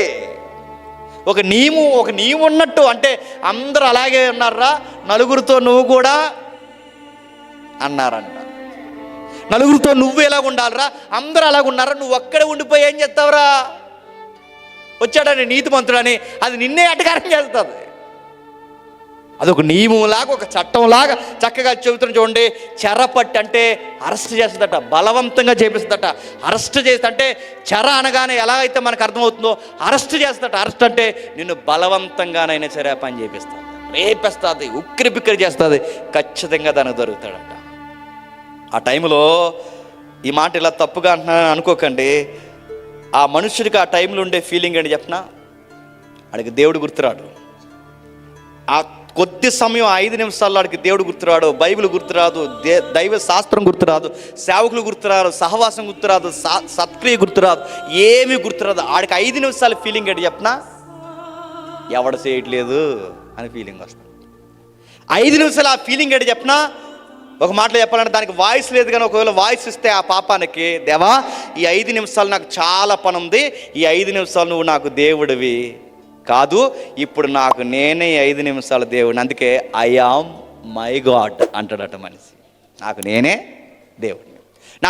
దేవుడిని. పాపాన్ని ధైర్యంగా ఎలా చేయగలుగుతున్నావు? నీకు భయం ఉంటే చేయలేవు. పాపాన్ని అంత ధైర్యంగా ఎలా చేయగలుగుతున్నావు? నీకు ధీమా వచ్చింది. ఏం ధీమా తెలుసా? ఇప్పుడు నన్ను అడిగేవాడు ఎవడు లేడు. ఈ 5 నిమిషాలు నువ్వు అలాగే అనుకున్నా. అందుకే ఒకవేళ దేవుడు అడుగుతాడనే భయమే నీకుంటే ఈ 5 నిమిషాలు నీ ఫీలింగ్ అని చెప్పినా, దేవా ఒక 5 నిమిషాలు నాకు అడ్డురాకు, ఈ 5 నిమిషాలు నాకు పని ఉంది అని. రెక్లెస్ అంటారు దాన్ని, తిరుగుబాటు అంటారు దాన్ని.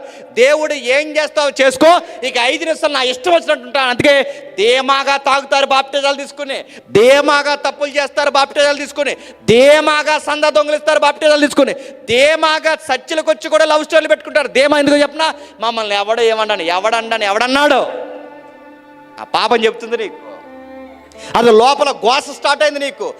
నిన్నెవరు అడగరనుకుంటున్నామో, నీ పాస్టర్ అడగకపోవచ్చు, నీ సంఘ పెద్ద అడగకపోవచ్చు, నిన్నెవరు అడగకపోవచ్చు, నీ సహవాసులు ఉన్న నీ సహవాస విశ్వాసాలు అడగకపోవచ్చు, కానీ ఒకరోజు నియమాన్ని పెట్టినోడు అడుగుతాడు, ధర్మశాస్త్రం రాయించి ఇచ్చిన వాడు అడుగుతాడు. ఆదాముని అడిగాడు. ఆదాముని ఏమడిగాడు?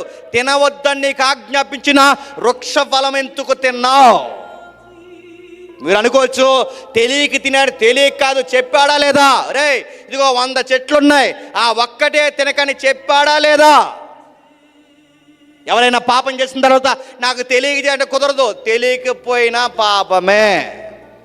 చెప్పలేదు, నీ సేవకుడు చెప్పలేదా, ఈ బైబిల్ చెప్పలేదా, సిలువ మీద ఏలాడిన క్రీస్తు చెప్పలేదా, సువార్త చెప్పలేదా? తెలియదంటే ఊరుకోడు, గుర్తుపెట్టుకోండి. ఎలాగా పోలీసు భాష మీకు కాస్త ఉపయోగిస్తాను, గమనించండి, ఏమనుకోకండి. ఎవడో దొంగతనం చేస్తాడు, ఆ దొంగతనం చేసిన తీసుకెళ్ళిన తర్వాత ఆయన తీసుకెళ్ళి లోపల కూర్చోబెడతారు.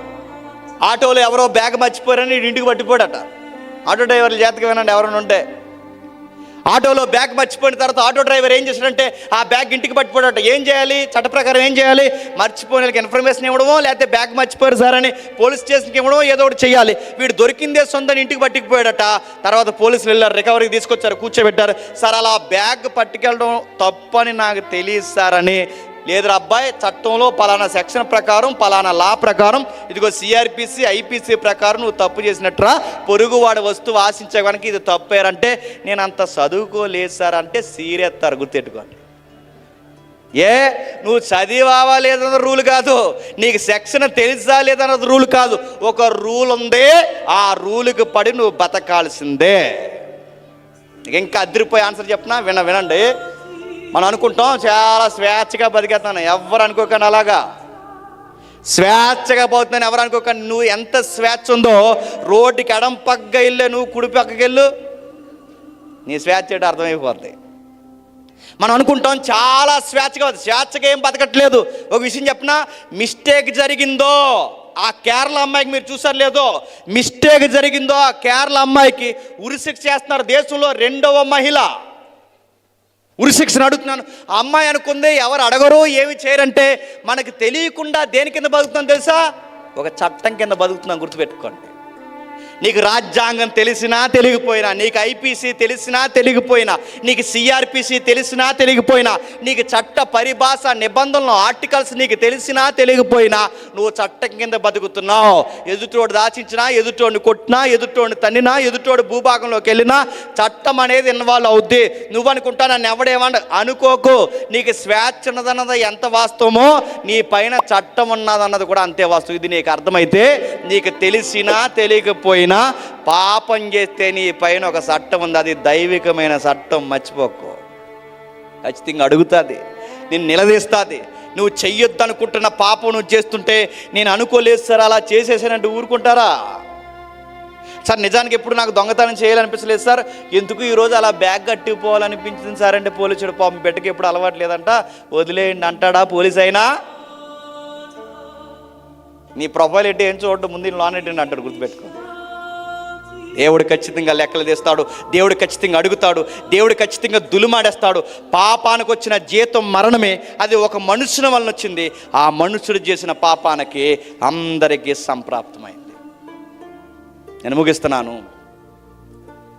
బైబిల్ ఏమని పోతుంది తెలుసా? మీరు పాపానికి బానిసలై ఉండకండి అంతే. పాపం ఏం చేస్తుందట? బానిసత్వం. అంటే బానిసలకి స్వేచ్ఛ ఉంటుందండి, బానిసలకి అడుగుతున్నాను హక్కులు ఉంటాయండి, బానిసలకి వాయిస్ ఉంటుందా? బానిసలకు వాక్ స్వాతంత్రం ఉందా? లేదు. బానిసలు అంటే ఒక యజమాని కింద ఉన్నప్పుడు ఒక యజమాని ఎలాగైతే తనకు నచ్చినట్టు పనులు చేయించుకుంటాడో, ఇప్పుడు పాపం అనే యజమాని కింద మనం అందరం ఎలా ఉన్నామంట? బానిసల్లా ఉన్నామంట. ఈ పాప నుంచి బయటికి రావాలంటే గుర్తుపెట్టుకోండి, ఈ పాప నుంచి బయటికి రావాలంటే ముగించేస్తాను. ఈ పాప నుంచి బయటికి రావాలి అంటే ఒక మనుష్యుడు వల్ల పాపం వస్తే మనం రూల్స్ మాట్లాడుతున్నాం, లాజిక్స్ మాట్లాడుతున్నాం. ఏమనంటే ఆదాము వల్ల ఎంతమంది చనిపోతున్నారు, ఆదాము వల్ల ఎంత నష్టం జరిగితే ఇది కరెక్ట్ కాదు సార్ అని నువ్వు అనకముందే, నేను చెప్పకముందే దేవుడు ఏమన్నాడు తెలుసా? ఈ ఆదాము వల్ల పాపం వస్తే చెప్పండి మరొక ఆదామును పంపించాడట. ఆయన పేరే నజరేయుడైన యేసుడు. గుర్తుపెట్టుకోండి. అంటే ఏ ఆదాము వల్ల అయితే పాపం వచ్చిందో నీకు సంబంధం లేదని వాగుతున్న నీకు నాకు నోటి మీద వేలేసుకునే మాట ఏంటో తెలుసా? ఈ మనుషుడి వల్ల పాపం వచ్చిందని నీకు అర్థమైతే ఇదిగో ఈ మనుషుడి వల్ల విడుదల. విడుదల అంటే నిన్ను పట్టి పీడిస్తున్నా, నిన్ను చెరపడుతున్నా, నిన్ను లోపరుచుకుంటున్నా, పక్షుల్ని జంతువుల్ని తినేస్తున్నా, ఈ నేచర్కి నీకు దూరం పెరిగిపోయిన ఈ బంధాలన్నీ పోయి మళ్ళీ బంధాలు బలపడాలి అంటే నువ్వు ఇటువైపు నుంచి వచ్చి నాశనం అయ్యావు గనక ఇటువైపుకు చూడన్నాడు. ఆయన పేరే నజరేయుడైన యేసుడు. ఆయన వైపుకి చూడు. అంటే ఈ ఆదాము వల్ల పాపం వస్తే ఈ ఆదాము వల్ల ఏమొచ్చింది తెలుసా? నీతి వచ్చింది. అందుకే ఆదాము దగ్గర మనం చూస్తాం, ఆదాము పాపం చేసి బొంకాడు, ఆదాము తప్పు చేసి నాకు సంబంధం లేదన్నాడు. కానీ ఈ ఆదాము పాపం చెయ్యకపోయినా పాపం మీదేసుకుని ఈ పాపం నాది అని ఒప్పుకున్నాడు. ఆదాము పక్కవారి మీద గెంటేశాడు, కానీ ఈ ఆదాము పక్కవారు పాపాలు కూడా చెప్పండి మీదేసుకున్నాడు. ఆదాము తప్పించకపోయాడు, కానీ ఈ ఆదాము మనల్ని తప్పించడానికి తానే చెప్పండి మన కోసం బలి అయిపోయాడు. అప్పటి వరకు బాగానండి, ఇప్పటి వరకు మీరు పాపానికి దాసులంద బైబిల్. ఎప్పుడైతే ఈయన యందు మనకు విడుదల వచ్చిందో ఎప్పటి వరకు మన యజమాని పాపం, ఇప్పుడు ఈ రోజు నుంచి మన యజమాని ఎవరో తెలుసా? నజరేయుడైన యేసుడు. అందుకే బైబిల్ ఏమని రాసింది తెలుసా? మీరు ఎక్కడ చూడండి, ఒకసారి చూడండి, రోమిలికి రాసిన పత్రిక మొదటి అధ్యాయం, రోమిలికి రాసిన పత్రిక మొదటి అధ్యాయం మొదటి వచనం చూడండి. రోమిలికి రాసిన పత్రిక మొదటి అధ్యాయం మొదటి వచనం త్వరగా. యేసుక్రీస్తు దాసుడను ఎందుకు రాస్తున్నాడు? ఇప్పటి వరకు మేము పాపానికి దాసులం, ఇప్పటి వరకు మరణానికి దాసులం, మమ్మల్ని విడుదల చేసిన ఇప్పుడు ఆ యేసుకు మేము దాసులు. నిజానికి పౌలు గారు ఎలా చెప్పుకోవచ్చు? ఇదిగో 12 మంది ఒకవైపు ఉంటే ఒక్కని ఒకవైపు ఉన్నాను, అపోస్తులైన పౌలను నేను అని రాయొచ్చు. అలా రాయట్లేదు. ఏమంటాడు తెలుసా? యేసుక్రీస్తుకి దాసుని. ఎందుకంటే పాపంలో ఉన్న దాసత్వంలో ఉన్న నన్ను విడిపించి నీతి అనే కాడి కిందకి నన్ను తీసుకొచ్చాడు కనుక ఇప్పుడు నా బతుకంతా ఎవరికి అంకితమో తెలుసా? నజరేయుడైన యేసుకి. అందుకే నేను ఎప్పటికీ క్రీస్తుకి దాసుడినే అన్నాడు. పౌలు ఒకడేనా? పేతురు కూడా పత్రిక రాస్తా అంటాడు, పేతురను నేను, క్రీస్తుకు దాసుడైన పేతురను నేను. యూదా కూడా అంటాడు, క్రీస్తు దాసుడైన యోధాను నేను, యాకోబను నేను, పేతురను నేను, యోహానను నేను, క్రీస్తుకు దాసుడైన యోహానను నేను. వీళ్ళందరూ ఏమని ప్రకటించుకుంటారు తెలుసా? మేము యేసుకు దాసులు, మేము యేసుకు దాసులు. అప్పటి వరకు పాపానికి దాసులు, ఇప్పుడు యేసుక్రీస్తుకి బానిసలం అన్నారు. అంటే వాళ్ళకి అర్థమైంది. అంటే ఆదాము వల్ల మనకి నష్టాలు వస్తే, ఆదాము వల్ల మనకి మరణం వస్తే, ఇప్పుడు ఈ నుండి మనకి జీవం వచ్చింది, ఈ నుండి మనకి స్వేచ్ఛ వచ్చింది, దానివల్ల మనకి బానిసత్వం వచ్చింది, ఈయన వల్ల మనకి జీవం వచ్చింది. బైబిల్ మాట్లాడుతుంది, ఈ నుంచి మనం ఏం పొందుకున్నామంటే తెగిపోయిన దేవుని బంధాన్ని మళ్ళీ మనం కలుపుకున్నాం. దేవునికి సాక్షాత్తు మనం ఏమైపోయాం తెలుసా? నేను ముగించేస్తాను. ఇదే రోమిలికి రాసిన పత్రిక 5వ అధ్యాయం 10వ వచనం చూడండి. ఇదే రోమిలికి రాసిన పత్రిక 5వ అధ్యాయం 10వ వచనం. ఏలయనగా శత్రువులమై ఉండగా ప్రశ్న అడుగుతుందని చెప్పండి, మనం ఎవరికి శత్రువులమంట? మిమ్మల్ని అడుగుతుందని చెప్పండి, మనం ఎవరికి శత్రువులమంట? చెప్పాలి. మనం ఎవరికి శత్రువులమంట? సాక్షాత్తు దేవుడికే శత్రువులం అంట. గుర్తుపెట్టుకోండి. భయం ఎత్తుందో లేదు మీకు ఆ వచనం చదువుతుంటే? సాక్షాత్తు దేవుడికే శత్రువులు. అడుగుతున్నాను, ఒక పెద్దోడుతో చిన్నోడు గొడవ పెట్టుకుంటే ఎవరిని బతిమాలుకోవాలి చెప్పండి? మీకు అర్థమైందో లేదో? ఇప్పుడు ఒక పెద్ద రాజు ఉన్నాడు అనుకోండి, బలహీనమైన రాజు ఉన్నాడు అనుకోండి, పెద్ద రాజు బలహీనమైన రాజు మీద కత్తెత్తాడు అనుకోండి, వీడికి బలం సరిపోదు కనుక వెళ్ళి ఎవరిని బతిమలాడుకోవాలి? ఆ పెద్ద రాజును బతిమలాడుకోవాలి. తప్పు అయిపోయిందయ్యా, లోబడతామయ్యా, మమ్మల్ని క్షమించవయ్యా అని అనుకుంటే కత్తి దూడి మా రాజు ఆపే క్షమించి వదిలేస్తాడు. అంటే మనకి బలం సరిపోయినప్పుడు పెద్దోడి దగ్గరికి పోయి మనం బతిమాలుకోవాలి. కానీ రివర్స్ ఏంటో చెప్పనా, మనం ఆయన్ని బతిమలాడడం కాదు. చెప్పండి, ఆ పెద్ద రాజే భూమి మీదకి వచ్చి చేతులు పట్టుకుని అన్నాడట, ఇక మరలా పాపము చేయకండి. ఆయన మనల్ని బతిమలాడడం ఏంటంటే విచిత్రంగా ఉంటుంది. మనం వెళ్ళి ఆయన్ని బతిమాలుకోవడానికి బదులు ఆయనే వచ్చి మనల్ని బతిమాలాడట, పాపం చేయకండి, నా యొద్దకు రండి, విశ్రాంతిని పొందండి. నిజానికి మనం బతిమాలుకోవాలి, ఆయనే మనల్ని బతిమాలుతున్నాడు, ఆయనే మనల్ని గోజాడుతున్నాడు. ఎంతగా అలిసిపోయాడు, ఎంతగా సమసిపోయాడు తెలుసా? మన కొరకు అన్నం లేకుండా చనిపోయాడు, మన కొరకు నీళ్లు లేకుండా చనిపోయాడు, మన కొరకు ఎంత అల్లాడిపోయాడు తెలుసు. నిజానికి ఆయనకి శత్రులమై ఉంటే మనం క్షమాపణ అడగాలి. కానీ రివర్స్ ఏంటి చెప్పనా, ఆయన క్షమాపణ అడగకపోయినా ఆయనే మనల్ని క్షమించేశాడు. ఎంత ప్రేమ అండి! పాపం తీవ్రత ఎలా ఉంటుందంటే, ఆదాము వలన తెచ్చిన పాపం, మనుషులందరూ చేసిన పాపం ఎలా ఉంటుంది నీకు అర్థం కావాలంటే ఈ సాంగ్ చూడండి. ఆదాము తెచ్చిన పాపం ఎలా ఉంటుందో మీరు చూడాలంటే, మీకు అర్థం కావాలి అంటే యేసుక్రీస్తు శిలువ యాగాన్ని మీరు చూడండి. పాపం అంటే ఎలా ఉంటుంది, దాని శిక్ష ఎలా ఉంటుందో అర్థం కావట్లేదేమో. ఎప్పుడైనా శిలువని జ్ఞాపకం చేసుకోండి, ఎందుకంత క్రూరంగా మేకలేసా తెలుసా? పాపానికి శిక్ష అది. ఆయన వీపినట నాగలతో దున్నినట్టు దున్నేశారట. ఎందుకంట? పాపానికి శిక్ష అది. నీళ్లు కూడా దొరకకుండా చంపేశారట. ఎందుకంట? పాపానికి శిక్ష అది. పాపం యొక్క తీవ్రత, పాపానికి వచ్చే శిక్ష ఎలా ఉంటుందో మీకు తెలియాలంటే సిలువను చూడండి. దేవుడు మనల్ని ఎంత ప్రేమించాడో తెలియాలంటే సిలువనే చూడండి. ఎవరో ఒక సండే స్కూల్ టీచర్ని ఒక అబ్బాయి అడిగాడట, మేడం మేడం ఒక విషయం అడుగుతున్నాను, దేవుడు మానవుల్ని ఎంతో ప్రేమించాడు అన్నారు. మీరు చిన్నప్పటి నుంచి దేవుడు మానవుల్ని ఎంతో ప్రేమించాడు అన్నారు.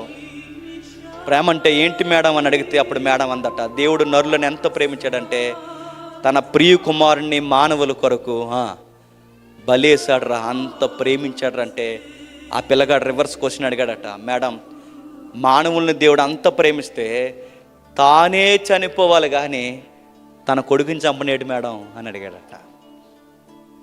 ఆ బిడ్డ అడిగిన ప్రశ్న చాలా మంచి ప్రశ్న. అప్పుడు మేడం అందట, నాన్న తన ప్రాణం కన్నా ఇష్టమైన వ్యక్తి ఎవరో తెలుసా దేవునికి? తన ప్రియ జ్యేష్ఠ కుమారుడు. ఆ ప్రాణం కన్నా ఎక్కువైన కుమారుణ్ణే మనకి ఇచ్చేసాడరా, అదిరా దేవుడు ప్రేమ అంటే.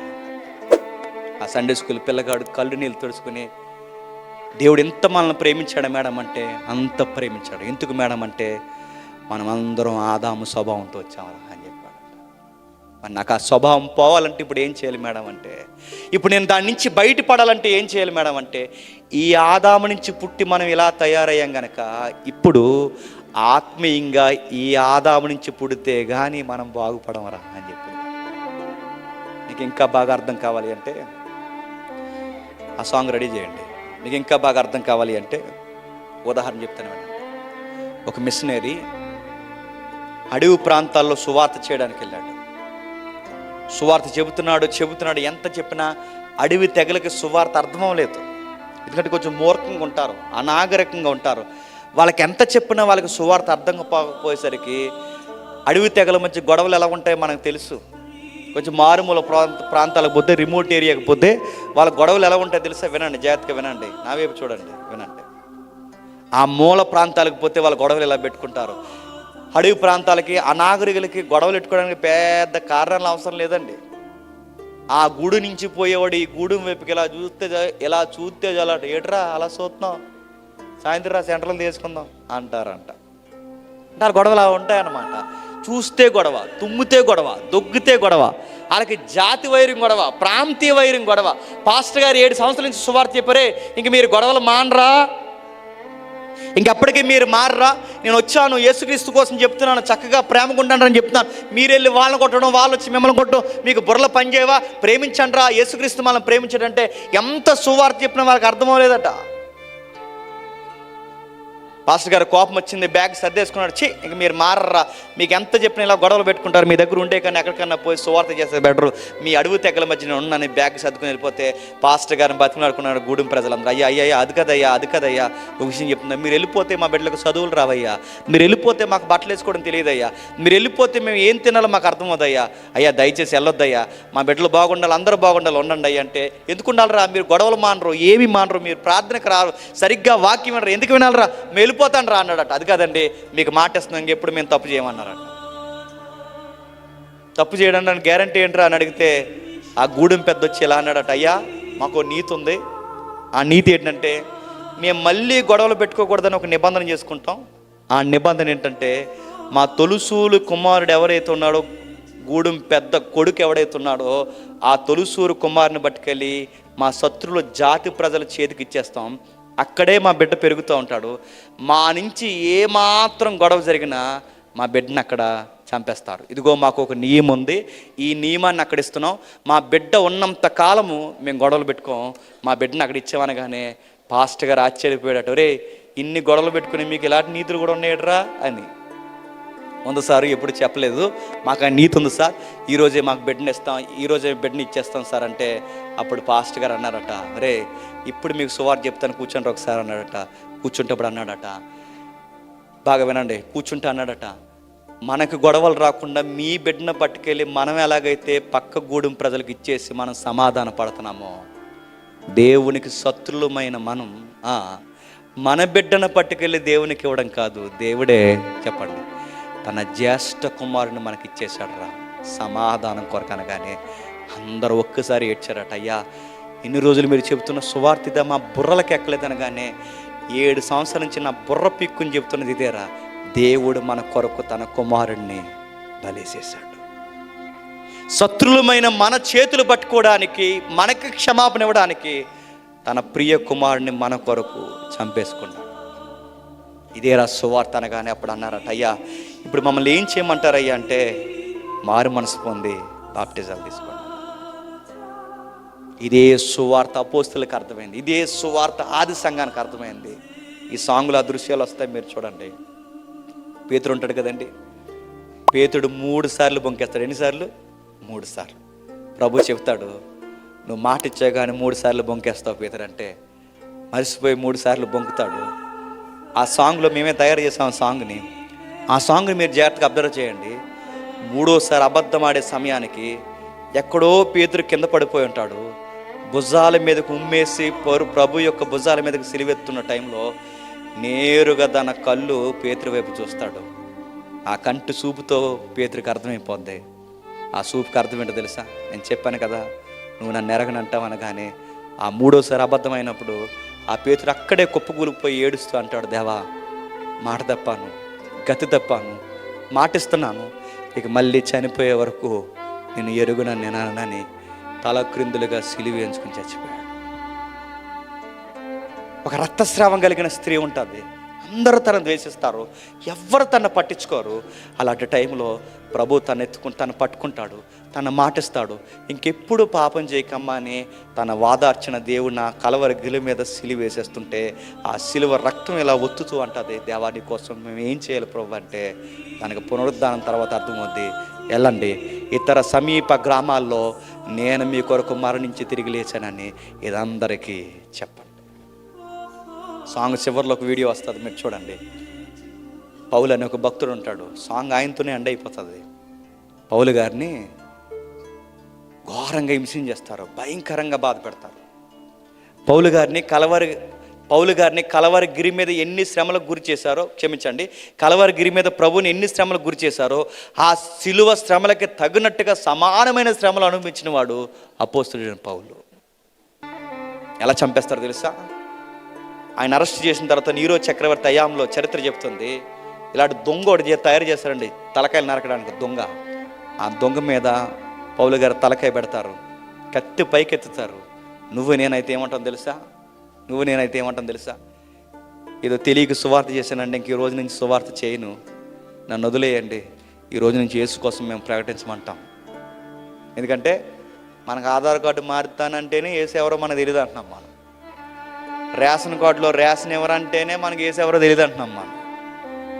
ఉద్యోగంలో ఇదిగో పర్సంటేజ్ మీకు దక్కదంటేనే వేసేవరో మనకు తెలియదు అంటున్నాం మనం. క్రైస్తవులు అని చెప్పుకోవడానికి సిగ్గుపడుతున్నాం. కానీ పౌలు గారి మెడ మీద కత్తి పెట్టి ఒకేసారి నరికేయడానికి కత్తి అలా పైకెత్తుతున్నప్పుడు పౌలు గారు రాసేంటి తెలుసా? నేరుగా 2 కళ్ళు పరదేశ వైపు చూస్తుంటే ఎందుకు తెలుసా? నేను నమ్మకమైన సేవ చేశాను, మంచి పోరాడాను, నా పడుగు కరముట్టించాను, నా పాపాన్ని తీసుకోవడానికి ఏ యేసుడైతే చనిపోయాడో ఇప్పుడు ఆ ప్రాణానికి ప్రతిగా జవాబుగా నా ప్రాణాన్ని ఇచ్చేస్తానని ఆ తల నరుగుతుంటే ఆయనే స్వయంగా తల నరికించేసుకుంటాడండి. చనిపోయిన తర్వాత పరదేశకి వెళ్తాడు. తను ఎవరినైతే చంపేశాడో ఆ స్తెపన కళ్ళ ముందు కనబడతాడు. తను ఎవరైతే క్రైస్తవుల గుంపుని చంపేశాడో ఆ గుంపు అంతా కళ్ళ ముందు కనబడతారు.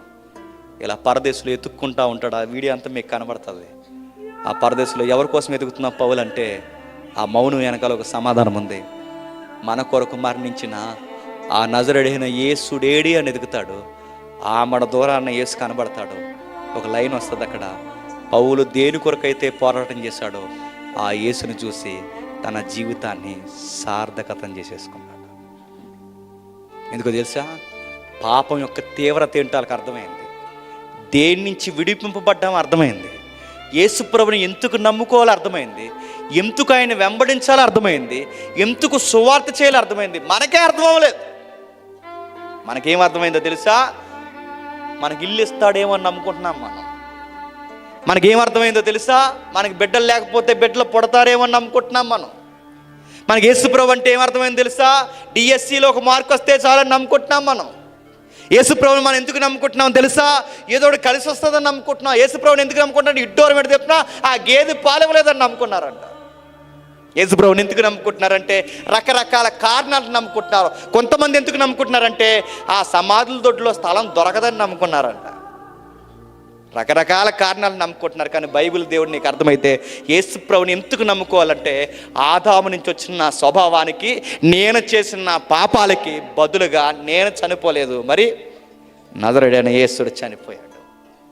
ఆయన నేను ఎందుకు నమ్ముకోవాలంటే నా ప్రాణం బ్రతుకుండానికి ప్రాణం పెట్టేశాడు, నేను రక్తం తొండడానికి రక్తం కాచాడు, నా జీవితం కొరకు పూర్తిగా బలైపోయాడని అపోస్తులకు ఎప్పుడైతే అర్థమైందో అపోస్తులు అక్కడి నుంచి కదిలిపోయారు. ఈ పాట మీరు చూడండి.